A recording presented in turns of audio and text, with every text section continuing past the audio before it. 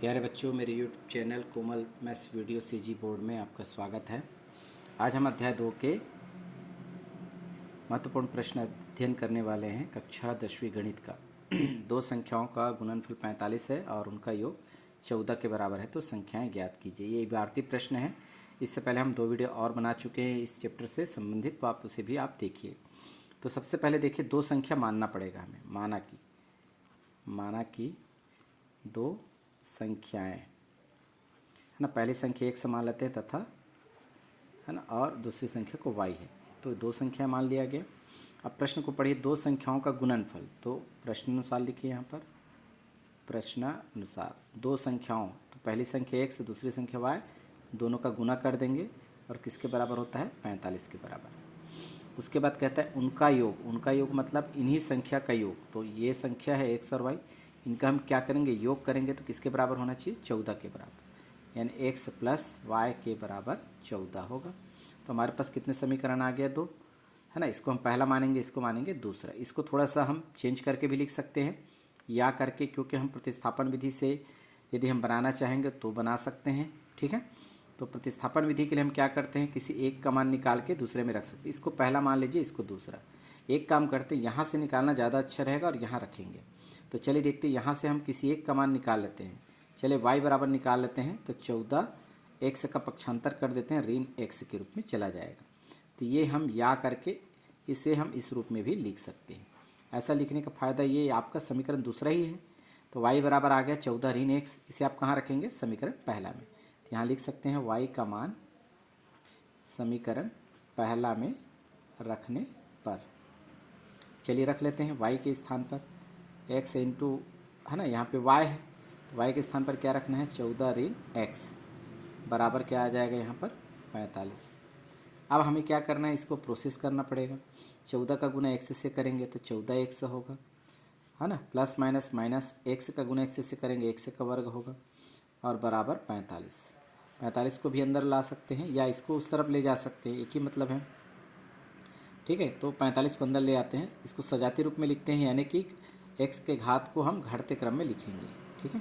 तो ये इसकी घात 2 है, तो इसे हम पहले लिख लेते हैं ऋण एक्स स्क्वायर, इसके बाद है ना प्लस में है 14x है, इसको अंदर लाएंगे तो ऋण 45 बराबर 0। चाहे तो आप इसको माइनस से भी गुना कर सकते हैं, है ना। तो एक काम करते हैं, इसको माइनस से गुना यहाँ लिख देते हैं, माइनस से गुना, क्योंकि पहला पद प्लस में रखें तो ज़्यादा अच्छा है गुना करने पर। तो सभी के चिन्ह क्या हो जाएंगे, बदल जाएंगे, यानी एक्स स्क्वायर, ये माइनस वाला प्लस हो जाएगा और प्लस वाला माइनस, और ये माइनस वाला प्लस। अब इसमें हम क्या कर सकते हैं, इसको मध्य पद को आसानी से तोड़ सकते हैं। देखो, पहला पद अंतिम पद का गुना करेंगे तो 45 आता, रफ कार्य करें यहाँ पर 45 रफ कार्य, और ऐसा फैक्टर निकालेंगे कि दोनों का अंतर कितना आना चाहिए, 14 आना चाहिए। तो 9 पंचे 45 में ही आता है, ठीक है। तो 14x से लिखेंगे तो इसको भी ऋण बनाना पड़ेगा, ऋण 9x और ऋण 5x, दोनों का हम जोड़ेंगे तो कितना आएगा, ऋण 14x आएगा। तो ऋण 14x की जगह हम ऐसा लिख सकते हैं। तो इसे हम थोड़ा सा सॉल्यूशन करें, x square minus 9x minus 5x और प्लस 45 इज इक्वल टू 0। अब इसमें दो दो की जोड़ी बना लीजिए, दो की जोड़ी बनाएंगे जिसमें कॉमन क्या निकलेगा, x, तो क्या बचेगा यहाँ पर x माइनस 9। यहाँ पर देखो माइनस 5x है प्लस 45, 5 में 45 भी के पहाड़ा आता है ना, 5 नहीं है 45, तो हम 5 बाहर निकाल सकते, x है लेकिन यहाँ x नहीं है, तो हम केवल ऋण 5 को बाहर निकाल दें। जब भी हम ऋण वाला क्या करते हैं, उभयनिष्ठ लेते हैं, तो अंदर के जो कोष्टक के अंदर वाला वैल्यू है वो बदल जाती है, यानी उसका चिन्ह बदल जाती है। तो इस तरह से ऋण 5 है ना, इसको निकालेंगे तो क्या बचेगा आपके पास, x बचेगा। पहले क्या था माइनस, अब ये क्या हो गया प्लस। अब ये क्या बनाना है, प्लस बनाना है, तो माइनस और माइनस का गुना करेंगे तो क्या होगा, प्लस। 5 का गुना 9 से करेंगे तो आएगा 45 इज इक्वल टू 0। इन दोनों का रूप एक जैसा दिख रहा है, इसको हम क्या कर सकते हैं, अलग कर सकते हैं एक गुणनखंड के रूप में, x माइनस 9। तो दूसरा गुणनखंड क्या होगा, x minus 5, x minus 5 is equal to 0। अर्थात इसको हम अलग अलग हल कर सकते हैं, x minus 9 is equal to 0, या फिर x minus 5 is equal to 0, या x इज इक्वल टू पक्षांतर करने पर 9 आएगा, या फिर आएगा x इज इक्वल टू पक्षांतर करने पर 5। यानी x के कितने उत्तर आ गए यहाँ पर, दो, दोनों धनात्मक है। तो हम क्या करेंगे, दोनों मान रखना पड़ेगा ताकि हमें y का मान प्राप्त हो सके। चलिए दोनों धनात्मक मान है तो क्या करेंगे हम, एक काम करते हैं, x बराबर 9 एक बार रखते हैं, फिर 5 रखते हैं। तो चलिए जब है ना x इज इक्वल टू 9, तब ये मान कहाँ रखना है आपको, समीकरण दूसरा या पहला में, तो हम रखेंगे दूसरे समीकरण पर। ठीक है, यहाँ पर ऊपर में लिख लीजिए समीकरण दूसरा से। तो चलिए हम रखते हैं y इज इक्वल टू क्या है, 14 माइनस एक्स है। तो आगे हम प्रोसेस करेंगे, x का मान क्या रखें रहे हैं आप, 9, 14 माइनस 9, तो y का मान क्या आ गया, यहाँ पर अंतर करेंगे तो आएगा 5।